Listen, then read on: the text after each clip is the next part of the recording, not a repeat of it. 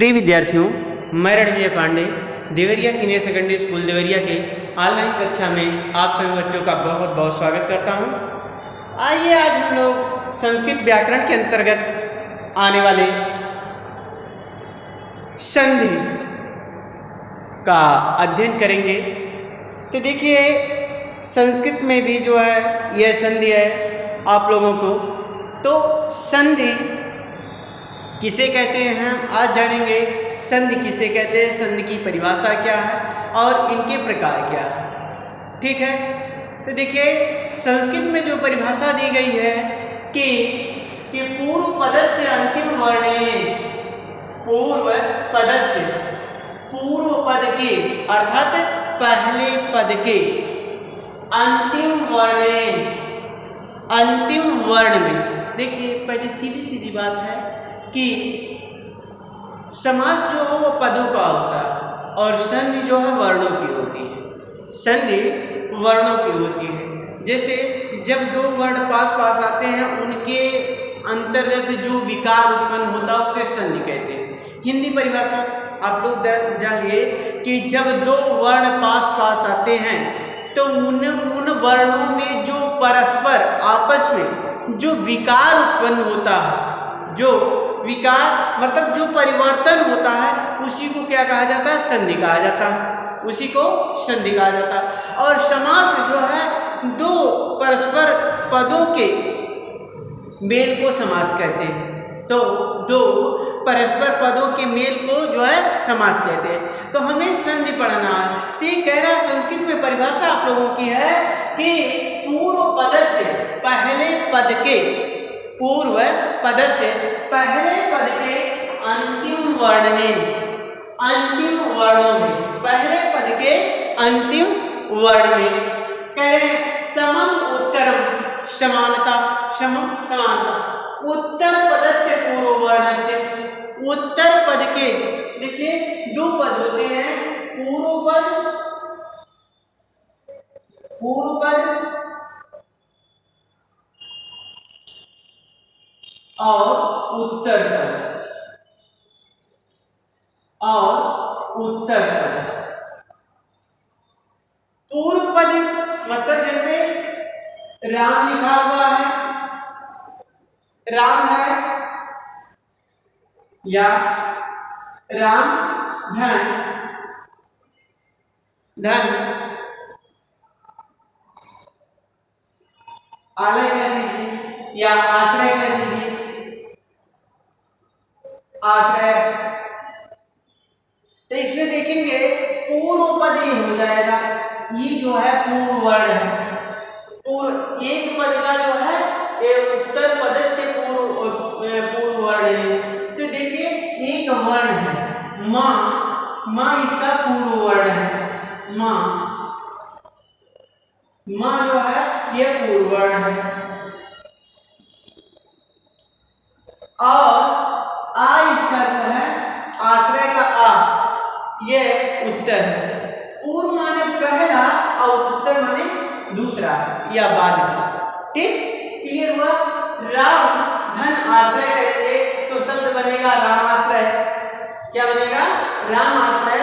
तो यहाँ पर जो है संधि जो हो जाएगी, यहाँ जो संधि होगी आ और ई मिलके जो है ये दोनों जो है वह दीर्घ बनाएंगे तो शब्द बन जाएगा रामाश्रय। तो यहाँ देखिए हमें जो देखना है यहाँ पूर्व पद और उत्तर पद। पूर्व पद क्या है, राम। पूर्व पद क्या है, देखेंगे ये पूर्व पद है राम, ये राम जो है ये पूर्व पद है, पूर्व पद। और आश्रय ये है उत्तर पद, आश्रय उत्तर पद है। तो देखेंगे पूर्व पद राम और आश्रय उत्तर पद, पूर्व पद और उत्तर पद। इतना क्लियर हुआ। तो कह रहे हैं पूर्व पदस्य, पूर्व पदस्य अंतिम वर्णे, पूर्व पदस्य अंतिम वर्णे समम समानता। क्लियर, समम समानता। और कह रहे उत्तर पदस्य पूर्व वर्णे, उत्तर पद से पूर्व वर्ण, उत्तर पद के पहले वर्ण में, कहने का आशय है यहाँ पूर्व पद से अंतिम वर्ण में, पहले पद के अंतिम वर्ण में, और उत्तर पद से पूर्व वर्ण में, दूसरे पद के अंतिम वर्ण में, दूसरे पद के पूर्व पद के अंतिम वर्ण में और दूसरे पद के पहले वर्ण में मिलने से यत् परिवर्तनम भवति, यत् माने जो, यत् माने जो, परिवर्तनम भवति, जो परिवर्तन होता है, जो बदलाव होता है, दोनों वर्णों के मिलने से जो परिवर्तन होता है, जो बदलाव होता है, कह रहे तद संधि, तद संधि भवति, वह संधि कहलाती है, वह संधि कहलाती है। कहने का आशय है पूर्व पद से अंतिम वर्ण में समम, पहले पद के पूर्व अंतिम वर्ण में, पहले पद के अंतिम वर्ण में और दूसरे पद के पहले वर्ण में जो मिलने से जो परिवर्तन होता है, मिलने से यत् परिवर्तनम भवति, जो परिवर्तन होता है उसे संधि कहा जाता है या उसे संधि कहते। क्लियर हो गया कि पहले पद के अंतिम वर्ण में, पहले पद के अंतिम वर्ण में और दूसरे पद के पूर्व वर्ण के मिलने से, दूसरे पद के जो है वह दूसरे पद के पूर्व पद पहले वाले दूसरे पद के पहले वर्ण से मिलने से जो शब्द में विकार उत्पन्न होता है या जो परिवर्तन होता है उसको क्या कहा जाता है? संधि कहा जाता है। क्या कहा जाता है? संधि कहा जाता है। इतना क्लियर हो गया कि पूर्व पद से अंतिम वर्ण में समम, उत्तर पद से पूर्व वर्ण से मिलने, पहले पद के अंतिम वर्ण के और दूसरे पद के पहले वर्ण के मिलने से जो परिवर्तन होता है तत् संधि, वह संधि है, वह संधि है। इति ऐसा तब कि जो पहले पद के अंतिम वर्ण में, दूसरे पद के पहले वर्ण में जो मिलने से जो विकार उत्पन्न होता है, जो परिवर्तन होता है उसे संधि कहा जाता है। कैसे? जैसे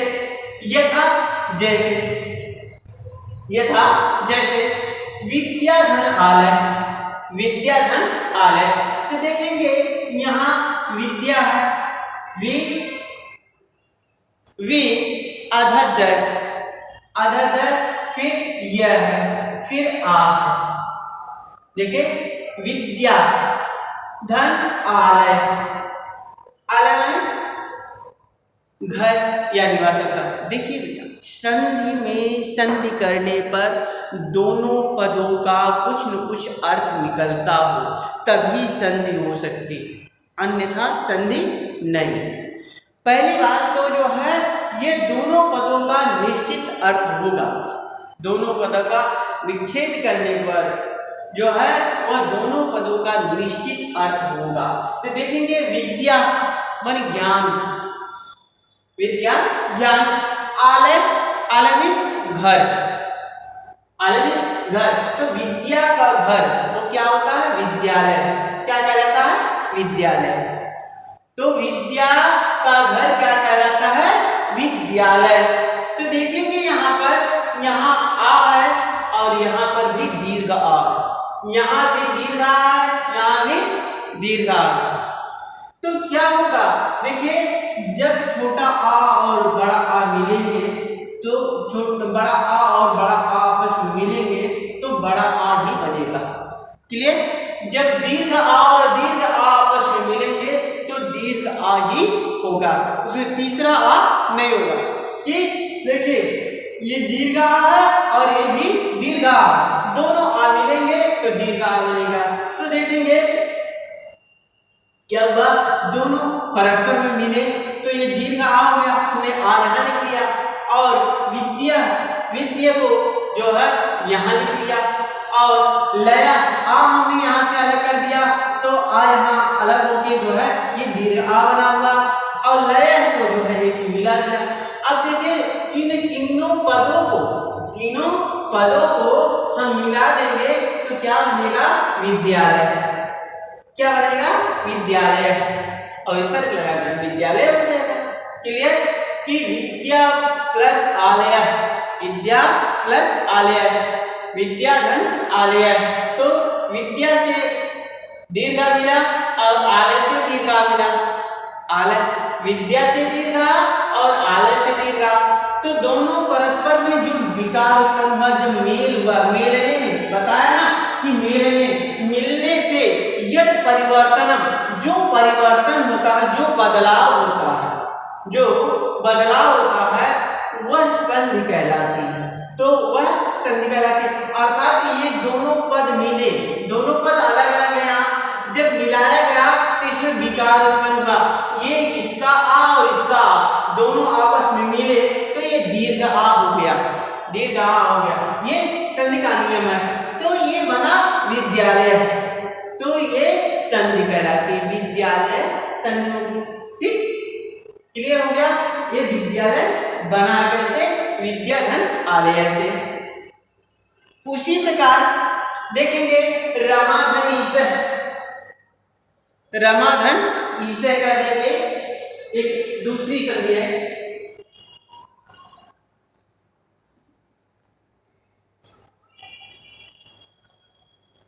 रमाधन ईसह,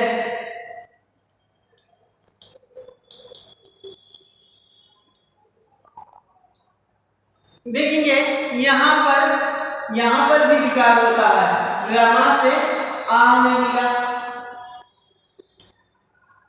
दीर्घ आ मिला, और ईसे से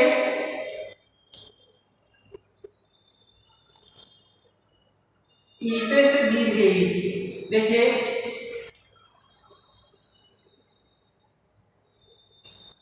और यह सा ऐसे अलग हो जाएगा, तो देखेंगे आ और ई मिलके ए बनता है, आ और ई मिलके ए बनता है।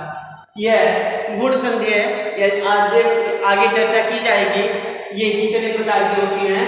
तो यहाँ देखेंगे रमा से आ मिला और ईसे से ई, तो दोनों मिलेंगे तो ए हो जाएगा, तो बनेगा क्या शब्द रमेश, रमाधन ईसे बराबर रमेश, ये गुण संधि है।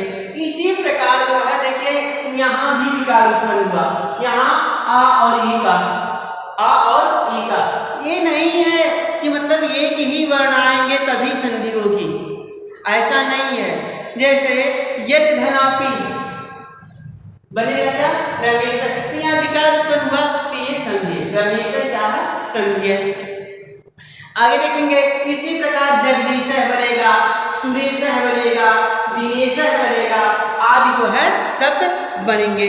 देखिए एक संधि और है, यह कविंद्र, देखेंगे कविंद्र, कविधन इंद्र,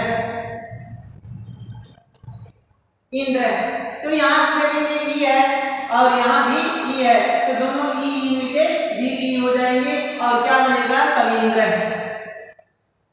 क्या शब्द बनेगा कविंद्र। इसी प्रकार रविंद्र बनेगा, रविधन इंद्र, रविंद्र। इस प्रकार जो है ये संधि कहलाती है, इस प्रकार परस्पर आपस में मेल के, अर्थात पूर्व पद से अंतिम वर्ण है, पहले पद के अंतिम वर्ण है और दूसरे पद के पहले वर्ण में जो परिवर्तन हो, मिलने से जो परिवर्तन होता है उसे संधि कहते हैं। जैसे विद्यालय, रमेश है, दिनेश है, कपीश है, यद्यपि आदि जो है, भानुदय आदि ये संधि है। अब देखेंगे सामान्यतः संधि त्रिविध तद्यथा, सामान्य रूप से संधि त्रिविध तद्यथा, मतलब तीन प्रकार की होती है। सामान्य रूप से जो है वह संधियां तीन प्रकार की होती है। कौन कौन सी होती है, तो आज हम इतना ही जानेंगे। क्या संधि जो है वह तीन प्रकार की होती है। क्या होती है, स्वर संधि।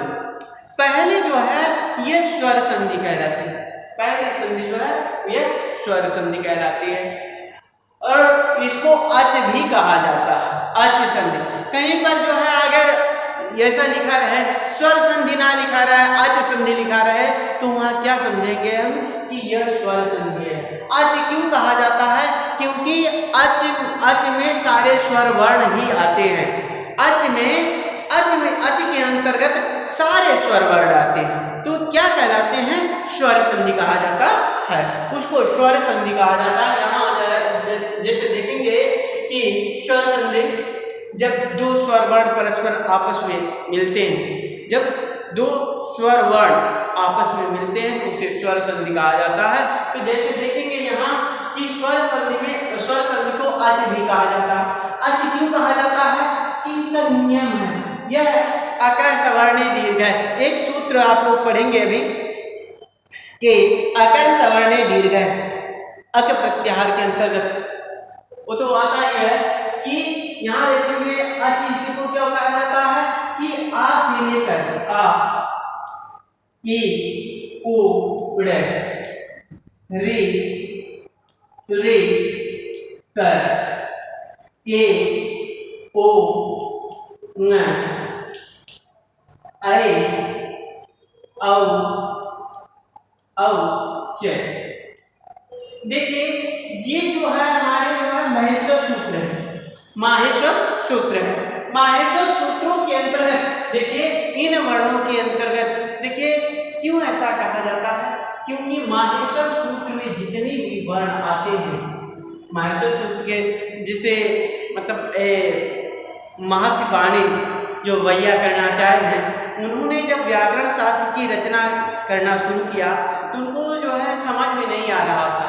तो भगवान शंकर की जो है खूब तपस्या की। भगवान शंकर प्रसन्न होते हैं और अपने डमरू को 14 बार बजाते हैं, 14 बार बजाते हैं डमरू को, जिससे ध्वनियाँ उत्पन्न होती है। और उन्हीं ध्वनियों पर ही इन्होंने जो है पूरा व्याकरण शास्त्र लिखा। उन्हीं ध्वनियों को जो है इन्होंने लिपिबद्ध किया और उसी पर ही पूरा व्याकरण शास्त्र लिखा। और उनकी एक पुस्तक है अष्टाध्यायी, अष्टाध्यायी उनकी पुस्तक है। उन्हीं पुस्तक में जो है इन माहेश्वर सूत्रों का जो है वह वर्णन किया गया है, जिससे उन्होंने पूरे व्याकरण शास्त्र की रचना की इन्हीं माहेश्वर सूत्रों पर। तो देखेंगे यहाँ ये उनका जो है ये 5 माहेश्वर सूत्र है, 4 है हाइब्रिड जो है दूसरा है। तो देखेंगे आयुन, उनका पहला माहेश्वर सूत्र है आयुन, आ ई उ ड़, रे कर, ए ओ न, आई औ च। देखिए हम बता रहे हैं अच संधि। तो देखेंगे जब प्रत्याहार करेंगे, प्रत्याहार करते समय जो है हम वर्णों की अंतिम वर्णों को इति संज्ञक वर्ण कहा जाता है। इनको इन वर्णों की गणना हम छोड़ देंगे, ठीक है, प्रत्याहार बनाते समय। तो देखेंगे आ ई उ, री, ए ओ, ऐ औ।